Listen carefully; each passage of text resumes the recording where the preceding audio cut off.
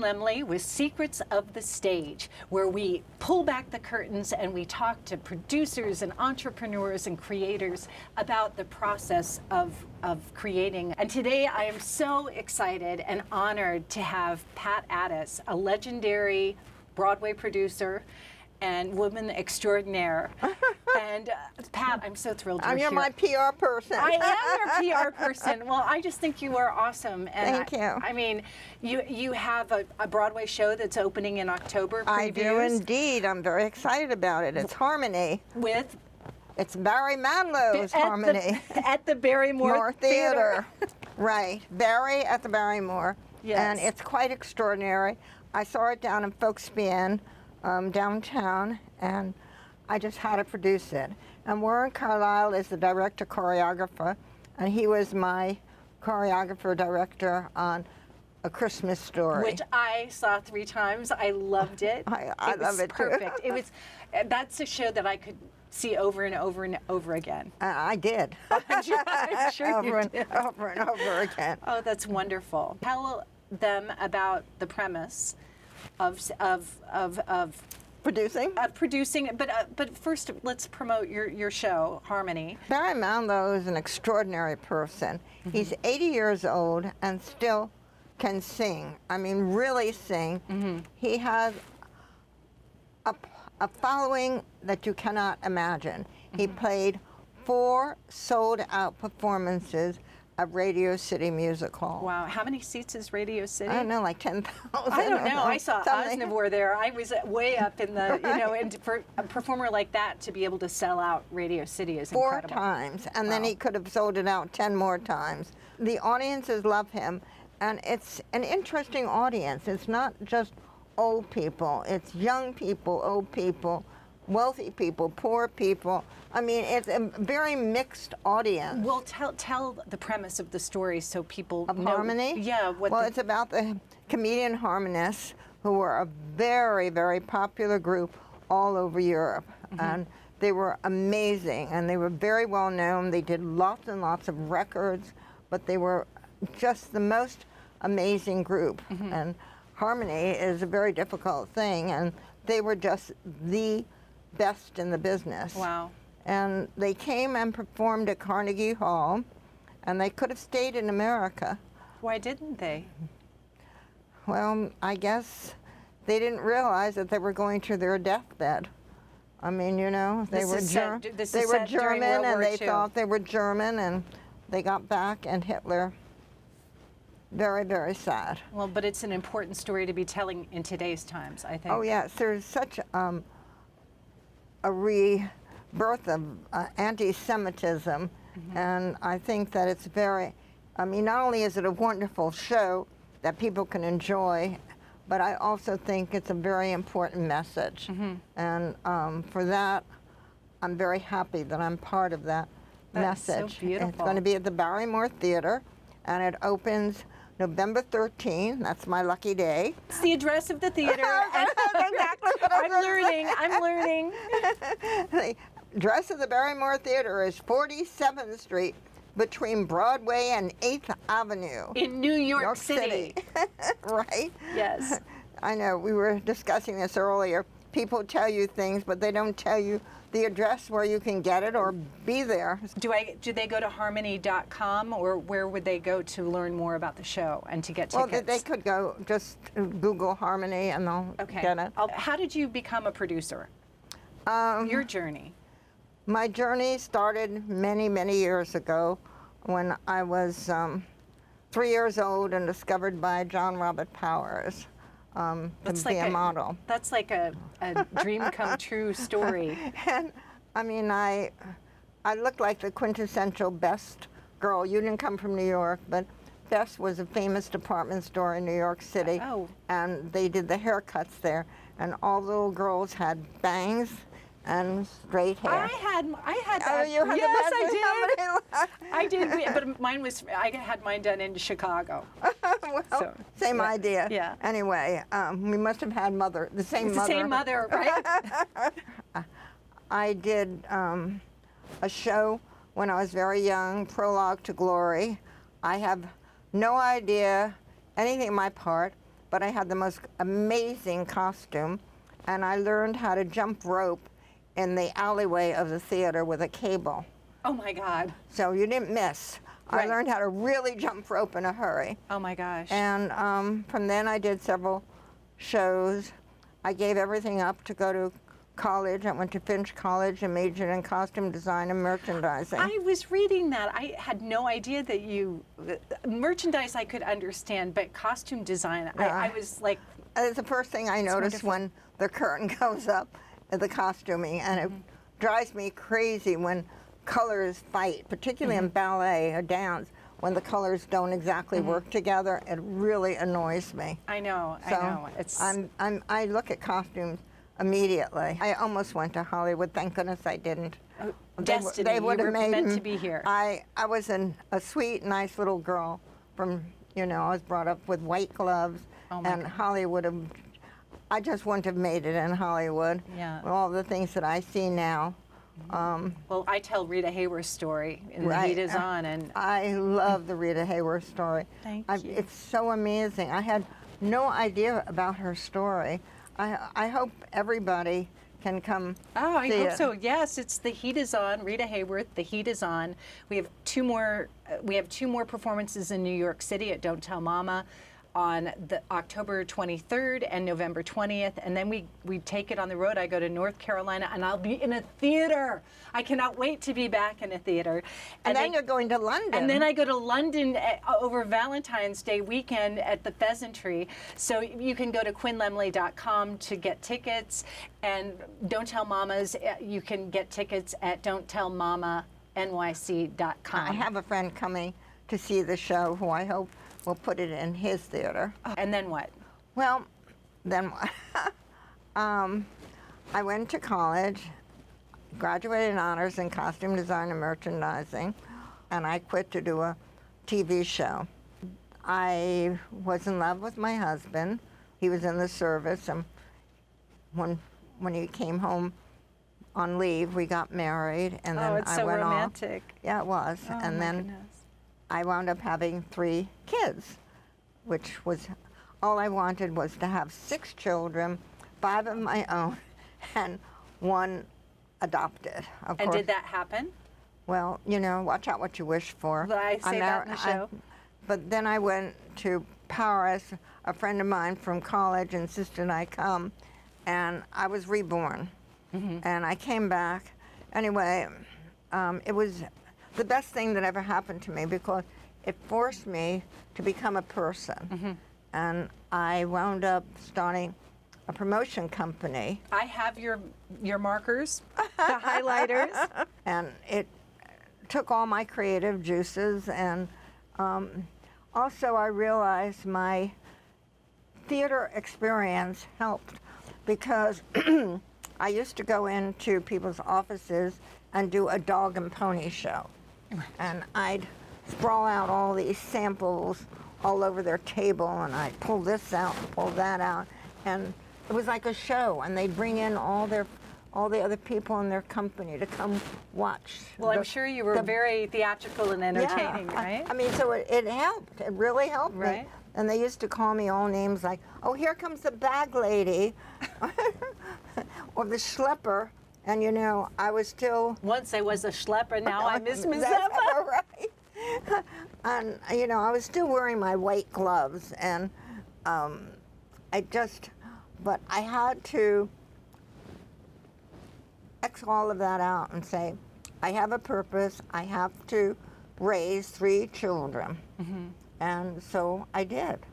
I went on to be very successful.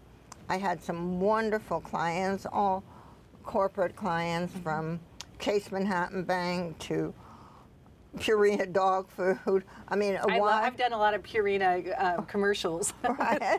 Woof, woof.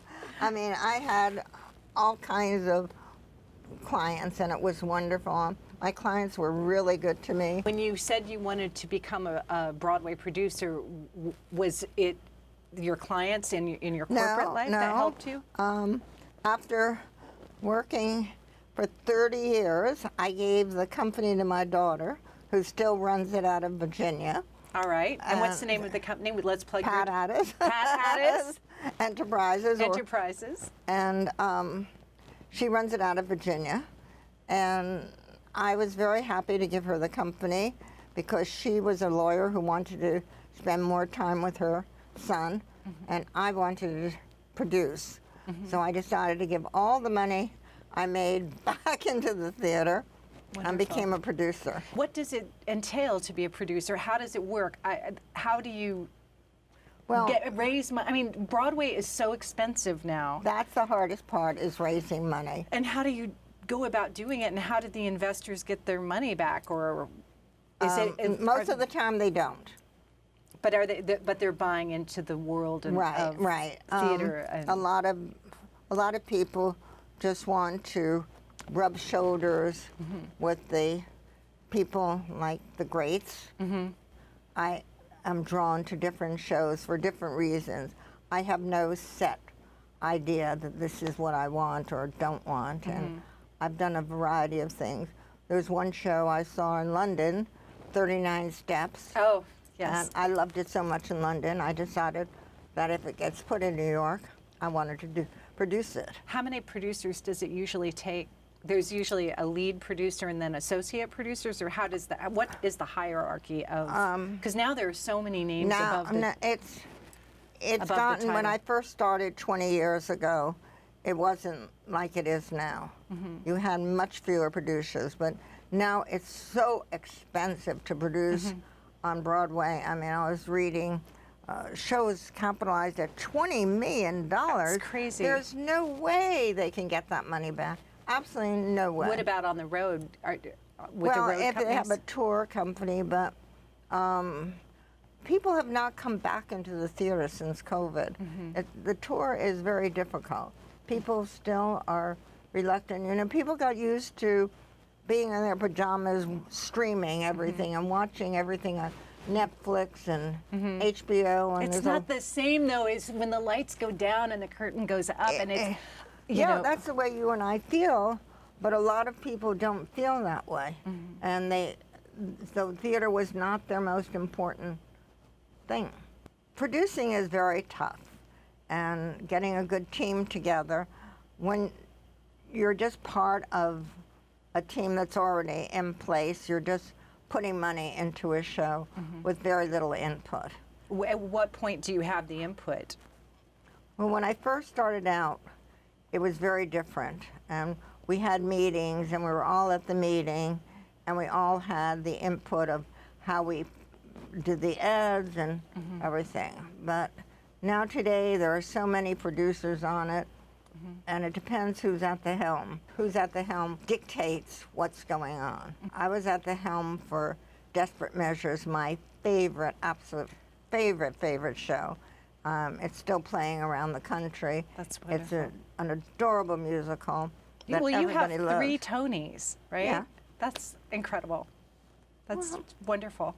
It's wonderful. Well, it's not so incredible, but I've been lucky. And well, you've worked hard. You've worked really hard, and you have good taste. A Christmas Story is one of my favorite shows. I love it. And it comes back every Christmas.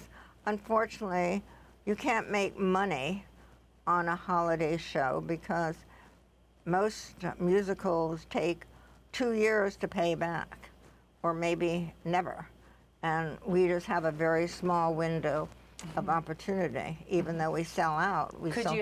Can you have multiple companies that are, or they're doing it? But even at that, it's on licensing now, and you can't make money.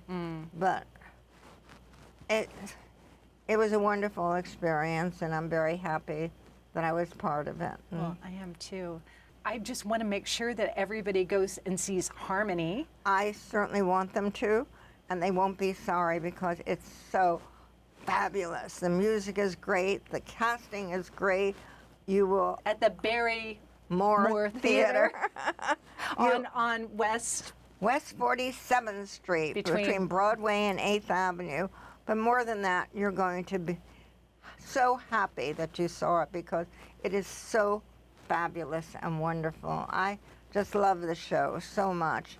and I want to share it with everybody. Well, that's what I think is so amazing, Pat. You guys can go to harmony.com to learn more about the show. But the fact that you're bringing life to something and you're giving something legs and you're sharing these messages in all of your productions. So this is a particularly important message because of the anti-Semitism that's happening in our country right now, and I want everybody to see this. And they're entertained at the same time. It's great Right. music. It's fabulous. And Barry Manilow. Right. He's a wrote the wonderful music. guy, by the way. He's really a wonderful, wonderful human being. Well, he twinkles. I mean, he just radiates I know. positivity. I I'm love just it. 80 years old and still with that golden voice. I'm very impressed. That's amazing. Well, Pat, thank you so much for joining us today. Thank you for I having love me. having you. Thank you so much for tuning in to Secrets of the Stage with Quinn Lemley.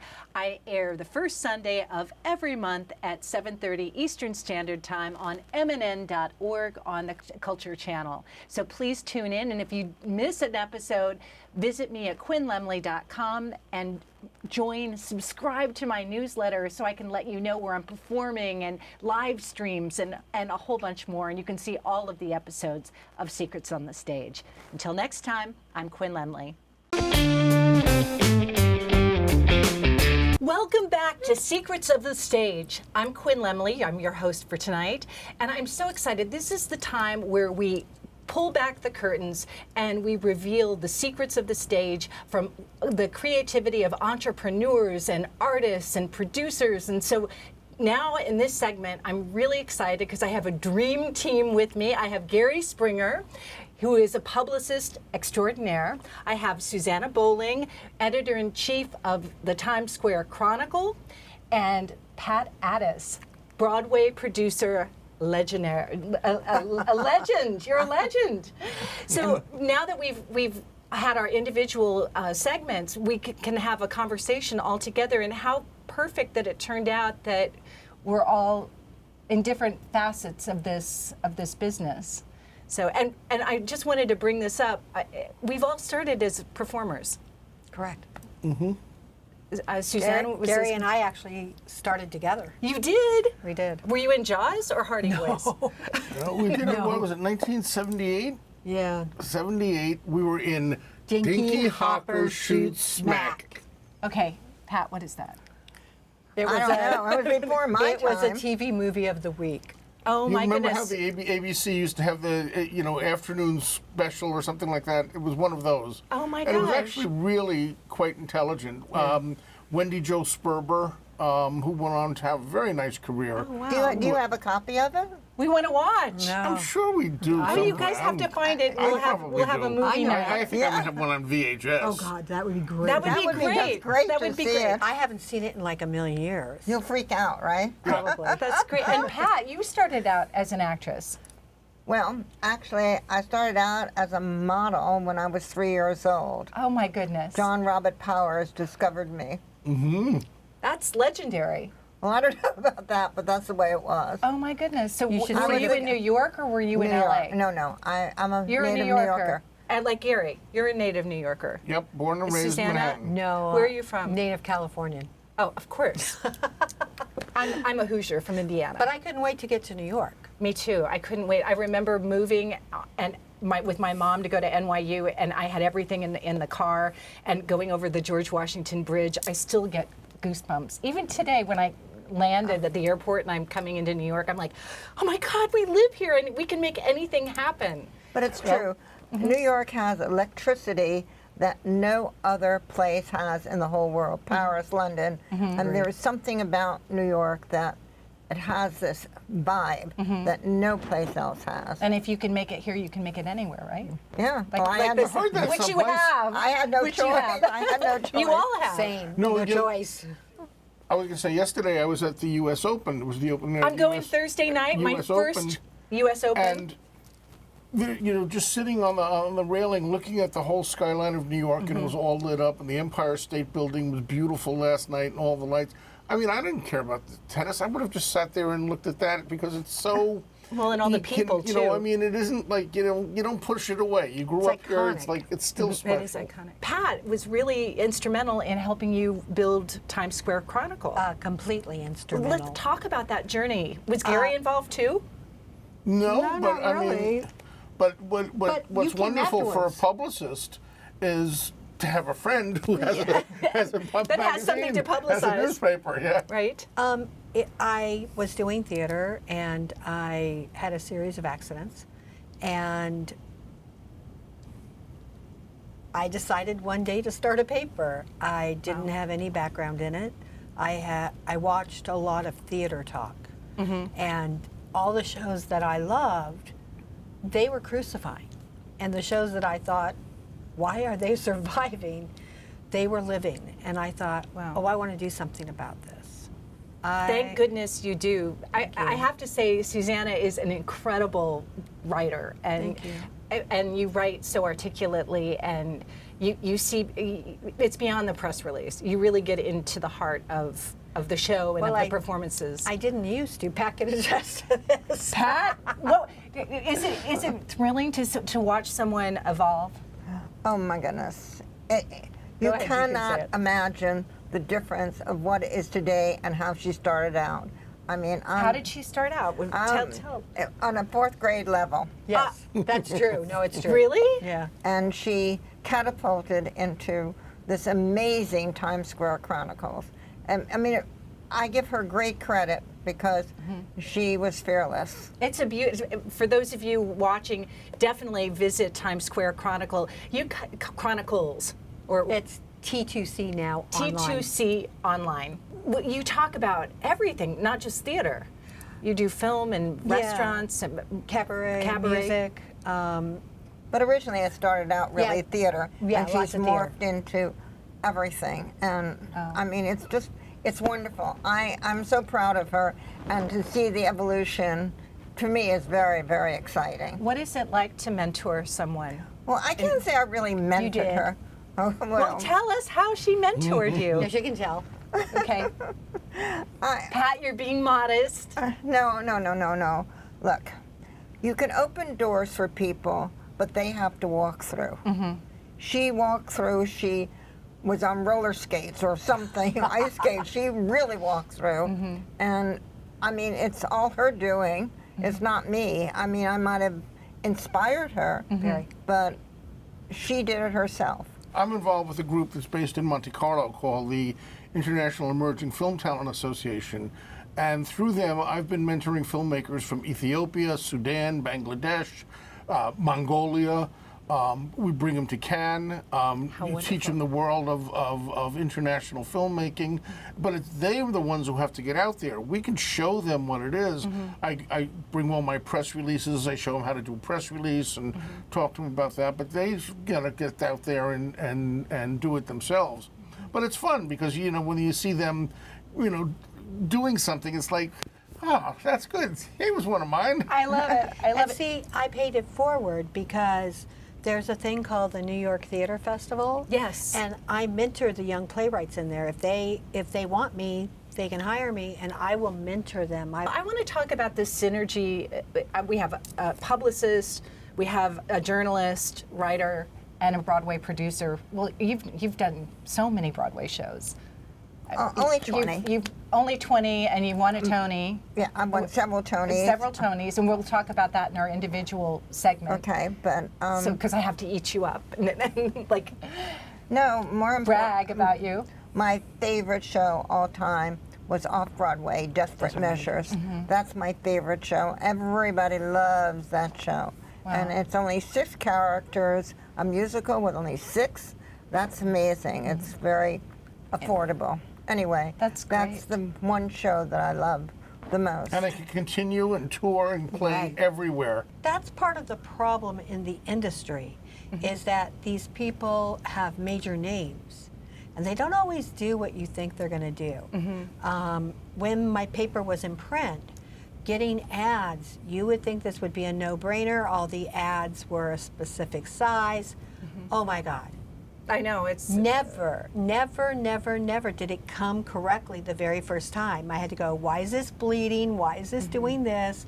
Why is it in this size? And I didn't know that much, but I had to learn. And yeah, you look at some of this stuff, like there's shows that should be playing for a long time, and they don't. How do we get the word out? It seems to me that there is so much noise. There are so many productions, so many singers, so many actors. There's so much going on social media, and there's only so much space for print. Yeah, no, it's what we were talking about before. It's you know, have to be a salesman. You have to sell your piece, because there's just an overabundance of Noise. projects, talent, theater. Yeah, you know, and it's not only theater, though. I mean, you It's have everything. Film? sporting events, you have Sure. films, you have, Art exhibits. you know, There's a ton of those there's now. so much in New York that I mean- is fighting for the same space, and it's very hard. The New York Times is probably one of the last publications to stop. I mean, they used to review every movie that opened in New York City, without fail. And they don't now? They can't. There's, you know, it used to be. Too much. There's too many movies. You know, So how- 35, 40 movies a week sometimes opening in New York. For me, as a producer and as a performer, how does the person decide? Like for you, when Gary sends out a press release, what makes you lean forward and say, yes, I'm going to go see this show, or for you to say, oh, I'm going to see it and I'm interested in it, I want to be part of a project? What makes you lean forward? Is it the relationships? I mean, we're all here because we know each other through different avenues. Do you think that it's mainly that? I think that it's what appeals to you. We are at the end of this segment. I'm Quinn Lemley with Secrets of the Stage, and I would like to thank what an incredible conversation and group of people, and how ironic that we're all supporting each other in this world of show and of fantasy, and getting messages out there, and hopefully changing the world and making it a better place. Gary Springer. Thank you for having me. Susanna Bowling. Thank you. At Times Square Chronicle, T2COnline.com. Great. And Pat Addiss, the legendary Pat Addiss. Well, I don't know about that, but thank you. You have so many shows. I'm a legend in my own time. Oh, yes, yes. Well, in our time, we're lucky to be graced with your presence. Thank you so much for having me. And I Harmony really appreciate it. opens on October. Well, it starts previews on October 18th, and we open on my lucky day, November 13th. All right. Yep. All right. At the Barrymore Theater on with Barry 47th Street. and Gary, right? Yeah. So Barry and Gary. Yeah. yes, Barry and Gary. So you guys, thank you so much. This has been a delight. Thank you. Thank you. Thank you. Thank you.